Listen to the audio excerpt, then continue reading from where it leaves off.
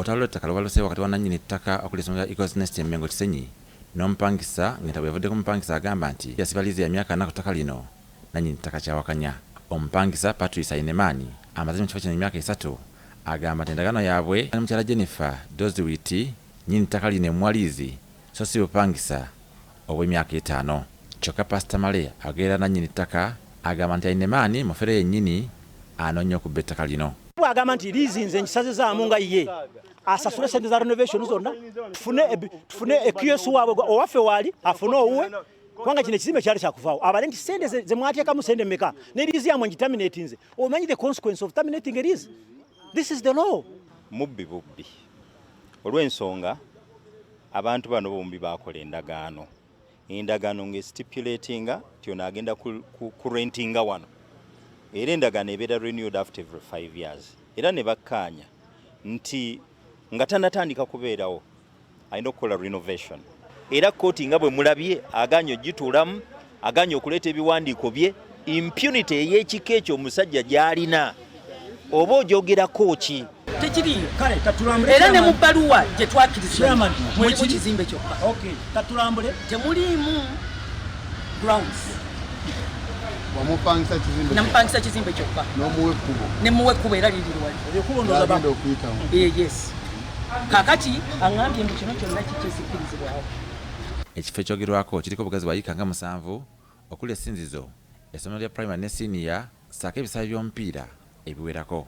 Wetuukiddeyo ng'akakiiko k'ekitundu kino katandise okulambula ekifo kino okwekennenya ettaka we liyita.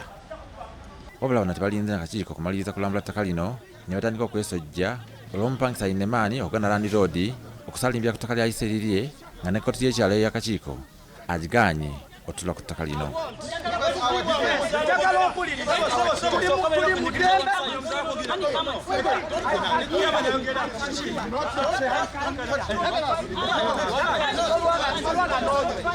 Ainemani abadde aleese n'abakuumi b'emmundu okukuuma ekifo kino aganya okwetaba mu kkooti eno ey'ekyalo eyayitiddwa okumalawo endowolo liito zino nti ye yagenze dda mu kkooti eya waggulu. Eyajja okupangisa nga omusuze ate okufuuka nannyini n'agamba noono n'ateekawo n'akatimba n'amugamba eno takkirizibwa kugendayo.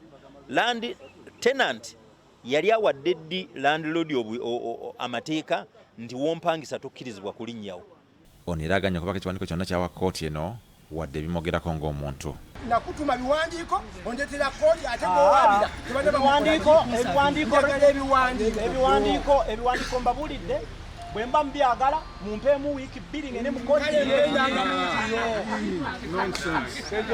Ekyewuunyisa kiri nti buli luuyi lulina endagaano gye lukkirizaamu wadde ng'endagaano zombi kigambibwa tesinnambulukufu bulungi.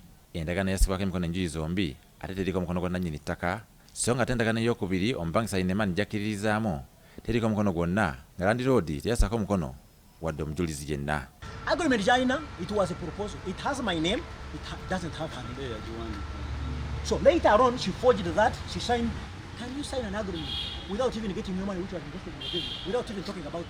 Obambalado Mfo ky'okusasula ssente ezaali zimubanjibwa yaleeta kiwandiiko. Ekiwandiiko kye yaleeta kye kino. Ekiwandiiko kino ng'akibackdatinze mu 2015 ng'ayagala Jennifer akisayininge ng'eno ye gy'ayagala okuyita endagaano gye baakola. Jennifer bwe yakitunulira n'agaana edda twakola endagaano eyo yeeno ate kaakati agamba atya nti nsayininge n'agaana. Wadde akakiiko kano kaafubye nnyo okulaba nti kamaliriza ensonga zino, Ainemani yalabise nga si mwetegefu kukolagana n'olukiiko luno era n'agamba nti ensonga ze azitutte mu kkooti eya waggulu. I cannot stand there. That's why these people might think I've disrespected them. No. Any matter that is on court. And why we are here in the first place? We are here because of insecurity, because she tried to dig and her people came and stole our things from inside there. Over 10 millions. This matter is there. No, we shall prove it. Tekimanyiddwa wa ensonga zino gye zinaggwera anti bw'owulira bino ng'omupangisa afuuse sserajja okwota ng'era ekitundu ku ttaka lino kyagamba nti alinako obuyinza kikuumwa bukuumwa. Robert Mwanje, BBS Telefayina, Gamboze.